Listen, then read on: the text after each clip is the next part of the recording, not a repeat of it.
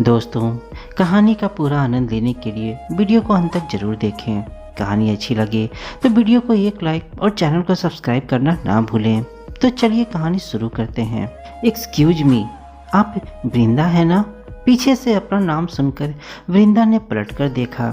एक पल पहचानने की कोशिश के बाद अनायास ही वृंदा के मुंह से निकल पड़ा, अरे सैली, तुम कैसी हो?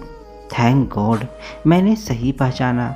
पहले तो मैं डर ही रही थी कि कहीं कोई और ना हो, लेकिन तुम्हें इतने दिनों बाद देखा तो मैं खुद को रोक नहीं पाई। कितने अरसे के बाद मिल रहे हैं ना हम। तुम यहाँ कब आई? कुछ ही दिन हुए हैं यहाँ आए। आजकल बच्चों के स्कूल की छुट्टियाँ चल रही हैं ना, इसलिए सोचा कि कुछ दिन माँ बाबूजी के साथ बिता लूँ। तो ठीक है, आज मैं ज़रा जल्दी में हूँ। तुम्हें जब भी समय मिले घर ज़रूर आना। आराम से बैठकर ढेर सारी बातें करेंगे। ये रहा मेरा कार्ड। सैली ने अपना विजिटिंग कार्ड वृंदा के हाथ में थमाते हुए कहा और फिर वृंदा से आने का वादा लेकर डिपार्टमेंटल स्टोर से बाहर निकल गई।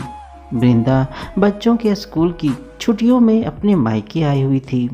बच्चों का ही कुछ सामान खरीदने के लिए डिपार्टमेंटल स्टोर तक चली आई थी और यहाँ उसकी मुलाकात अचानक ही सैली से हो गई थी। घर आने के बाद भी वृंदा के दिमाग में सैली ही घूम रही थी। वृंदा और सैली एक ही मोहल्ले में रहती थीं। सैली के पिता आर्मी में थे, उन्हें दूर दराज के इलाकों में रहना पड़ता था, इसलिए सैली को उसकी बुआ के पास पढ़ने के लिए भेज दिया गया था। गोरी चिट्टी खूबसूरत सैली शौक मिजाज की स्वच्छंद विचारों वाली लड़की थी। उसका गठीला शरीर, बड़ी बड़ी आंखें आसानी से किसी को भी आकर्षित कर सकती थी। बात बात पर ठहाका लगाकर हंस पड़ती। हंसते हुए गालों में गड्ढे पड़ते तो उसकी सुंदरता और बढ़ जाती। अपनी सुंदरता और आधुनिक पहनावे के कारण सैली मोहल्ले के दूसरी लड़कियों से अलग ही दिखती थी। सैली कभी सलवार कमीज पहनती तो दुपट्टा गले में झूलता हुआ मानो रस्म ही पूरा करता।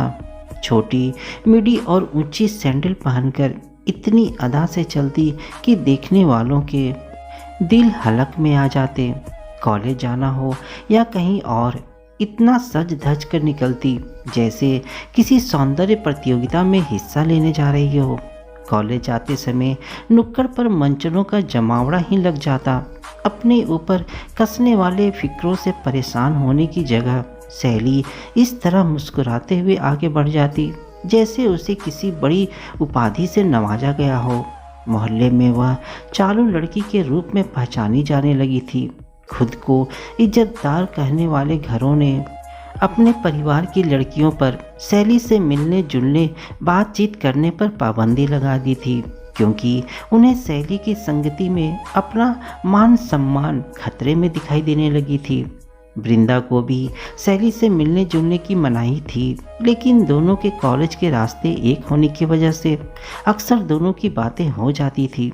एक दिन सैली का अच्छा मूड देखकर वृंदा पूछी बैठी, तुम जानती हो सैली, तुम्हें लेकर लोग किस तरह की बातें करते हैं? जानती हूँ यार, मुझे सब मालूम है। मोहल्ले वाले जलते हैं मुझसे, इसलिए अनाप शनाप बोलते रहते हैं, बट आई डोंट केयर। लेकिन सैली, छोड़ वृंदा, सैली ने उकताए हुए स्वर में कहा, लोगों की चिंता करके मैं इस उम्र में बूढ़ी दिखना नहीं चाहती हूँ, और तू भी लोगों की परवाह जरा कम किया कर, नहीं तो फेयर लेडी की जगह ओल्ड लेडी लगेगी। फिर ठहाका लगाकर हंस पड़ी। मोहल्ले की लड़कियों के लिए अछूत बन चुकी सैली उन तमाम लड़कों के आकर्षण का केंद्र थी जिन्हें दिन भर मटर गश्ती करने के अलावा कुछ काम ना था। सैली के नए नए प्रेम के किस्से मोहल्ले की हवाओं में गूंजते रहते, जिनमें अधिकतर सच्चाई कम ही होती और मन गढ़ंत किस्से ज़्यादा। उन्हें फैलाने वाले लोग भी वही होते जिन्हें वह नज़र उठाकर देखती भी न थी। बीए करने के बाद कॉलेज बंद होने से वृंदा का सैली से मिलना जुलना बंद हो गया था। फिर एक दिन सुनने में आया कि सैली किसी के साथ भाग गई। उसके बाद फिर कभी उसकी खबर नहीं मिली। इधर वृंदा के पिताजी वृंदा के विवाह के लिए भाग दौड़ कर रहे थे। काफ़ी दौड़ धूप के बाद वृंदा का विवाह मनोज से हो गया। मनोज एक मल्टीनेशनल कंपनी में नई नियुक्ति हुई थी और दूसरे शहर में कार्यरत थे। शादी के कुछ समय बाद वृंदा भी मनोज के पास चली गई थी। अब तक वृंदा 2 प्यारे प्यारे बच्चों की मां बन चुकी थी। इतने वर्षों के बाद अचानक शैली को देखकर वृंदा के मन में उसके बारे में जानने की चाह जाग उठी थी।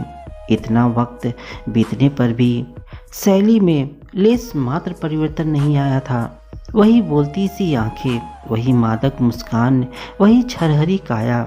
शैली की सुनी मांग देखकर इतना तो वह समझ ही गई थी कि शैली ने शादी नहीं की। अचानक ही वह अपनी तुलना शैली से करने लगी। साधारण रंग रूप होने के बावजूद आज वह खुद को शैली से ज़्यादा श्रेष्ठ समझ रही थी। वह सुखी वैवाहिक जीवन व्यतीत कर रही थी। उसके पति मनोज उसे बहुत प्यार करते थे। उनका प्यार उसे एक मजबूत किले के समान लगता था, जिसके साए में वह अपने बच्चों के साथ सुरक्षित महसूस करती थी। जहां एक ओर उसके पास मनोज जैसे प्यार करने वाले पति थे, 2 फूल से बच्चे उसके जीवन की बगिया को महका रहे थे, वहीं दूसरी ओर शैली के जीवन की रिक्त उसे साफ नजर आ रही थी। उसे शैली के साथ हमदर्दी होने लगी थी। एक दिन शाम को माँ से सहेली के यहाँ जाने का बहाना बनाकर वृंदा शैली के घर जाने के लिए निकल पड़ी। महानगर की भीड़ भाड़ से दूर समुद्र के किनारे पॉस कॉलोनी में शैली का फ्लैट था। अपने घर वृंदा को आया हुआ देखकर शैली प्रसन्नता से खिल उठी। आओ वृंदा, मैं तो समझी थी कि तुम नहीं आओगी। आती कैसे नहीं, तुमसे मिलने का इतना मन जो था। कैसी हो तुम, कैसी दिख रही हूँ? शैली हल्के से मुस्कुरा उठी। एक लंबे अरसे के बाद दोनों को आराम से बैठकर बातें करने का मौका मिला था। काफ़ी देर तक इधर उधर की बातें होती रही। शैली को मूड में देखकर वृंदा पूछी बैठी, एक बात पूछूं शैली, बुरा तो नहीं मानोगी? हाँ बोलो। तुमने तो अपने दोस्त के लिए घर छोड़ दिया था ना, क्या वो बेवफा निकला? शादी नहीं की उसने? वृंदा ने जैसे शैली की दुखती रग को छेड़ दिया था। एक फीकी सी मुस्कान शैली के होठों पर तैर गई। नहीं यार, वो तो बेवफा नहीं है। वह तो चाहता था शादी करना, लेकिन उसके माँ बाप ने पैसों के चक्कर में कोई और लड़की उसके गले बांध दी।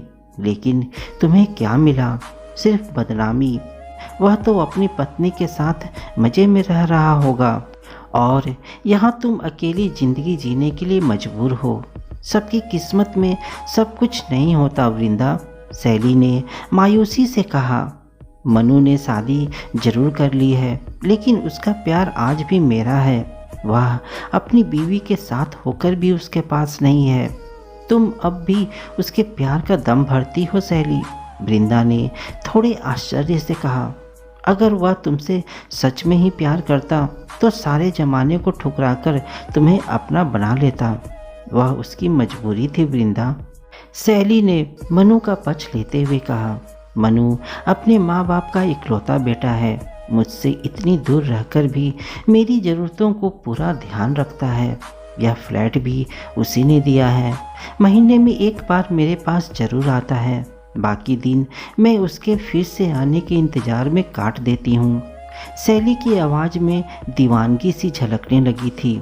तुम कुछ भी कहो शैली, क्या तुम्हें नहीं लगता कि अगर तुम इसके चक्कर में नहीं पड़ती तो आज बेहतर ज़िंदगी बसर कर रही होती? अब जाने भी दो वृंदा, शैली ने थकी सी आवाज़ में कहा। फिर शायराना अंदाज में किसी अनाम शायर का शेर कह उठी। कांटे ही क्या करते हैं फूलों की हिफाजत, जब नेक बनेंगे तो खता कौन करेगा? फिर कुछ सोचकर बोली, वृंदा तुम देखना चाहोगी उसे? फिर वृंदा के जवाब का इंतजार किए बिना ही तेजी से दूसरे कमरे में जाते हुए बोली, तुम बैठो वृंदा, मैं अभी आती हूँ। कुछ पलों के बाद अचानक छन से किसी चीज़ के टूटने की आवाज़ आई। वृंदा लगभग दौड़ते हुए दूसरे कमरे में गई। शैली फर्श पर अपना पाँव पकड़े बैठी थी। पास ही में एक स्टूल उल्टा हुआ पड़ा था। साथ ही कांच के टुकड़े और एक फोटो। शायद उसने स्टूल पर चढ़कर फोटो उतारने की कोशिश की थी, जिसकी वजह से वह फोटो समेत नीचे आ गिरी थी। सैली, ठीक हो ना? हाँ, मैं तो ठीक हूँ, लेकिन सारा शीशा टूट गया। देख जरा, फोटो तो ठीक है ना? वृंदा ने आगे बढ़कर धीरे से फोटो को उठाया। फोटो पर नज़र पड़ने के बाद तो जैसे वह पलक झपकाना ही भूल गई। उसे लगा जैसे उसके कानों के पास बम फूट रहे हों। सैली कुछ कह रही थी, पर वह क्या कह रही थी उसे कुछ सुनाई नहीं पड़ रहा था। ये वृंदा के मुंह से बस इतना ही निकला पाया। हाँ, यही है मेरी जिंदगी, मेरा प्यार, मेरा मनु। वृंदा ने एक बार फिर गौर से तस्वीर को देखा, जिस मजबूत किले में वह अपने आप को सुरक्षित महसूस कर रही थी। उसी किले की दीवारें एक एक करके गिरती जा रही थी। यह उसके पति मनोज की तस्वीर थी। वृंदा को लगा जैसे जमीन पर पड़ा सारा का सारा कांच उसके सीने में धंस गया है। वृंदा ने एक कहर भरी नज़र सैली पर डाली। वह दीवार का सहारा लेकर उठने की कोशिश कर रही थी। बाहर सूरज समुद्र में उतरने को तैयार था। उसकी लाल रोशनी सारे समुद्र को भी लाल किए हुए थी।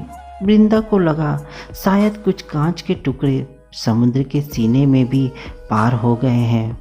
दोस्तों, आपको क्या लगता है, मनोज किसे धोखा दे रहा है? खुद को, सैली को या वृंदा को? मुझे कमेंट में ज़रूर बताइएगा। तो दोस्तों, मिलते हैं अपनी अगली कहानी में। तब तक अपना ध्यान रखना। धन्यवाद दोस्तों।